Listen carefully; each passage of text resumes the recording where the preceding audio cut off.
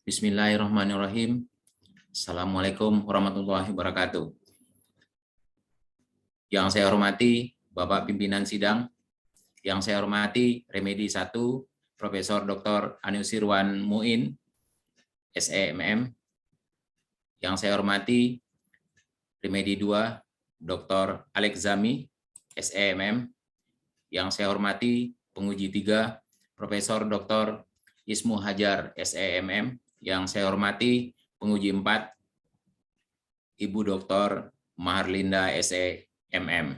Baik, pada kesempatan ini izinkan saya untuk presentasi proposal disertasi saya dengan judul Determinan Motivasi Kerja dan Implikasinya pada Kinerja Dosen Tetap di Lingkungan STE di Provinsi Riau, disampaikan oleh Raden Rudi Alhempi. Baik, saya mulai. Latar belakang, proses belajar mengajar dikatakan baik bila pada kegiatannya terdapat unsur kepemimpinan visioner, manajemen pengetahuan, kompensasi, dan motivasi. Ini akan terlihat pada kinerjanya bisa dikatakan tinggi apabila di dalamnya lebih dominan dengan manajemen pengetahuan dan motivasi. Namun, bisa dikatakan kurang baik jika dalam proses belajar mengajar, manajemen sumber daya manusia kurang memotivasi dosen, dan sarana dan situasi lingkungan kerja kurang mendukung, sehingga kinerjanya akan terlihat kurang memuaskan. Kemudian riset gap bila dilihat dari kesenjangan empiris. Pertama, kinerja dosen STE di Provinsi Riau belum optimal, karena sebelumnya belum ada yang memperoleh akreditasi A. Sedangkan bila dilihat dari kesenjangan teoritis, yang dilihat dari hasil penelitian yang dilakukan oleh Ashraf, yaitu pada tahun 2020, menjelaskan tentang pengaruh yang tidak signifikan antara struktur kompensasi dan kinerja. Maaf, ini hasil penelitiannya. Kemudian penelitian terdahulu lain yang disampaikan oleh Andayani pada tahun 2014 menjelaskan bahwa tidak ada hubungan antara kompensasi dengan kinerja dosen. Bila dilihat dari kedua hasil penelitian, maka terdapat perbedaan persepsi mengenai kompensasi yang diterima. Selain dari itu, bila dilihat dari kepatuhan terhadap Undang-Undang Standar Nasional Dikti, pertama, kepatuhan terhadap standar isi dan standar proses pendidikan. Yang kedua, kepatuhan terhadap standar penelitian. Yang ketiga, kepatuhan terhadap standar pengabdian pada masyarakat. Dari riset gap di atas, ditinjau dari kepatuhan dosen dalam pelaksanaan Tridharma Perguruan Tinggi belum memenuhi kriteria Permendikbud Republik Indonesia nomor 3 tahun 2020 tentang Standar Nasional Pendidikan Tinggi. Yang pertama dari sisi pendidikan, ini termuat pada bab 2 Standar Nasional Pendidikan bagian 1 hingga bagian ke-5, pasal 8 hingga pasal 27.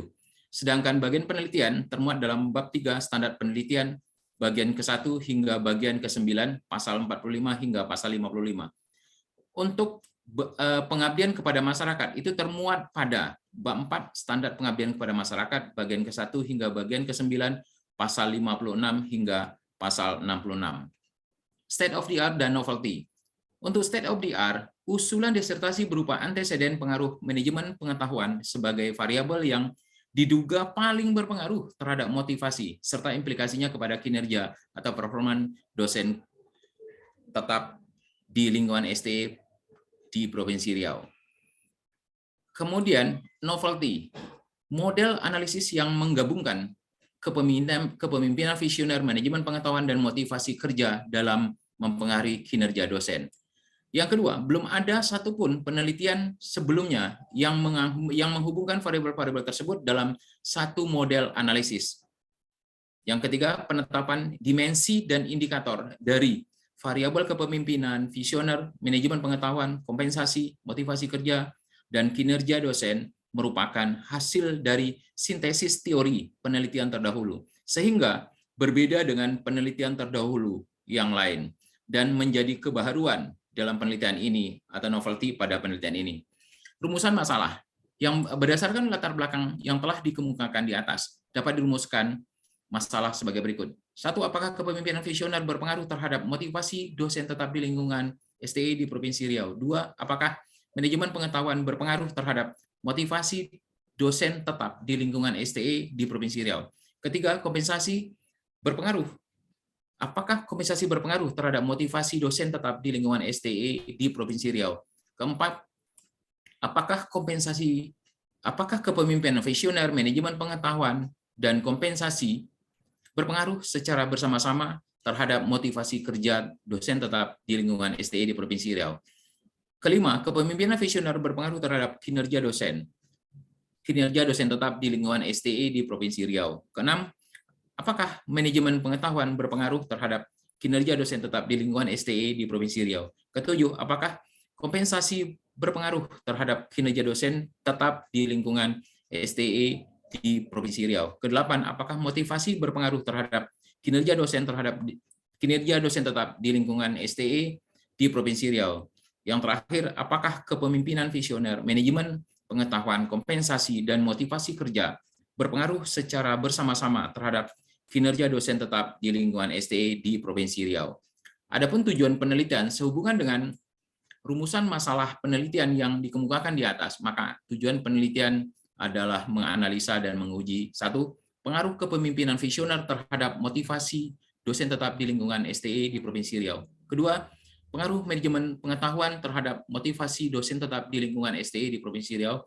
Ketiga, pengaruh kompensasi terhadap motivasi dosen tetap di lingkungan STI di Provinsi Riau. Keempat, pengaruh kepemimpinan visioner, manajemen pengetahuan, dan kompensasi secara bersama-sama terhadap motivasi kerja dosen tetap di lingkungan STI di Provinsi Riau. Kelima, pengaruh kepemimpinan visioner terhadap kinerja dosen tetap di lingkungan STI di Provinsi Riau. Keenam, pengaruh manajemen pengetahuan terhadap kinerja dosen tetap di lingkungan STI di Provinsi Riau. Ketujuh, pengaruh kompensasi terhadap kinerja dosen tetap di lingkungan STI di Provinsi Riau. Kedelapan, pengaruh motivasi terhadap kinerja dosen tetap di lingkungan STI di Provinsi Riau. Sedangkan yang terakhir, pengaruh kepemimpinan visioner, manajemen pengetahuan, kompensasi, dan motivasi kerja secara bersama-sama terhadap kinerja dosen tetap di lingkungan STI di Provinsi Riau.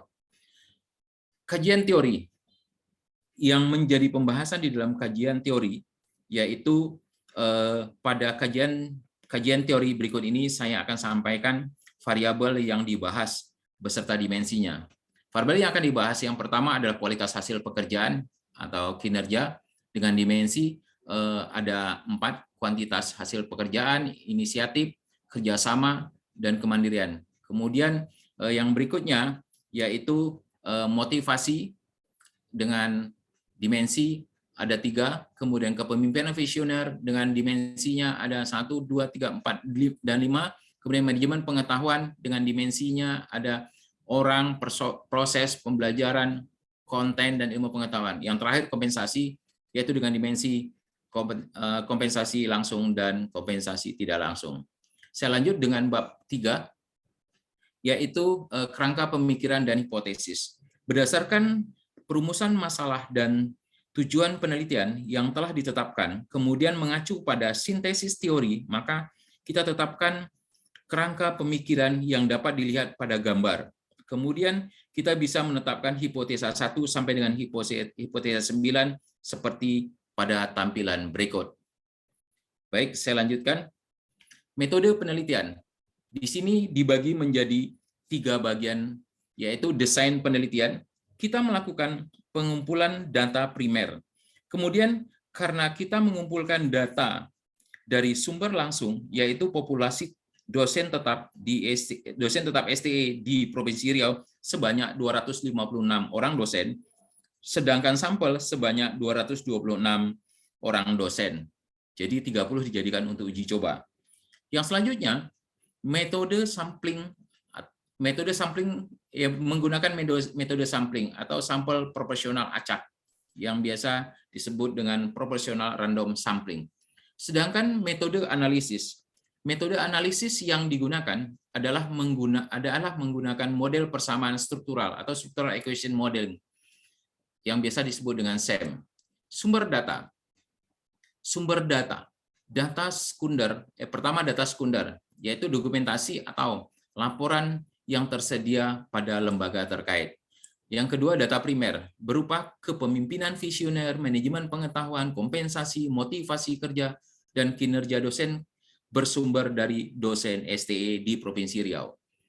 Sedangkan yang berikutnya, saya lanjut dengan definisi operasional variabel dan pengukuran variabel. Definisi operasional variabel yang pertama yaitu kepemimpinan visioner. Kepemimpinan visioner yaitu kepemimpinan perguruan tinggi yang memiliki visi ke depan untuk membimbing seluruh elemen di perguruan tinggi dan mewujudkan tujuan organisasi termasuk kemampuan untuk berinovasi dan membawa perubahan di masa depan. Penjabarannya dapat dilihat pada tabel 4.1. Saya lanjut, manajemen pengetahuan. Manajemen pengetahuan adalah pengelolaan pengetahuan melalui pemanfaatan ilmu pengetahuan dan teknologi informasi dengan fokus utama menyimpan dan 90% menyalurkan pengetahuan secara tertulis atau eksplisit ke seluruh sendi-sendi organisasi. Sedangkan penjabarannya dapat dilihat pada tabel 4.2. Kemudian untuk kompensasi.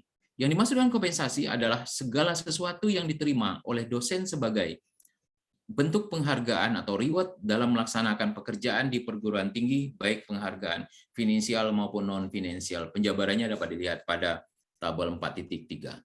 Motivasi kerja.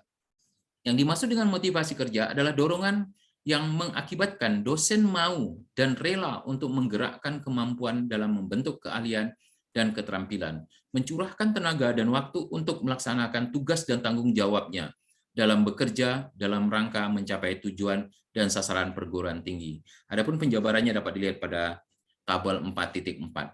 Sedangkan kinerja dosen adalah segala sesuatu yang telah dikerjakan dosen dalam melaksanakan Tridharma perguruan tinggi, yaitu pendidikan, pengajaran, penelitian, dan pengembangan serta pengabdian kepada masyarakat. Untuk penjabarannya dapat dilihat pada tabel 4.5. Tahapan analisis data. Dalam penelitian ini terdapat tahapan analisis data, yaitu pertama, uji validitas konstruk dengan menggunakan confirmatory factor analysis atau analisis faktor digunakan untuk menguji dimensional dari suatu konstruk teoritis yang sering disebut menguji validitas suatu konstruk teoritis. Pendapat ini dikemukakan oleh Imam Ghazali. Adapun indikator dikatakan valid jika loading faktor lebih besar atau sama dengan 0,70. Uji reliabilitas. Reliabilitas menunjukkan konsistensi dan stabilitas dari suatu skor atau skala pengukuran. Reliabilitas adalah indeks yang menunjukkan seberapa besar suatu alat ukur dapat dipercaya atau dapat diandalkan. Tingkat reliabilitas yang diterima secara umum jika nilai konstruk reliability lebih besar dari 0,70. Selanjutnya, uji normalitas. Uji normalitas data dimaksudkan untuk mengetahui normal atau tidaknya distribusi penelitian dari masing-masing variabel. Distribusi data dikatakan normal pada tingkat signifikansi 0,01 jika critical ratio dan kemiringan atau keruncingan tidak lebih dari 2,58. Pendapat ini dikemukakan oleh Imam Ghazali. Sedangkan uji multikolonialitas, asumsi multikolonialitas mengharuskan tidak adanya korelasi yang sempurna atau besar di antara variabel-variabel independen.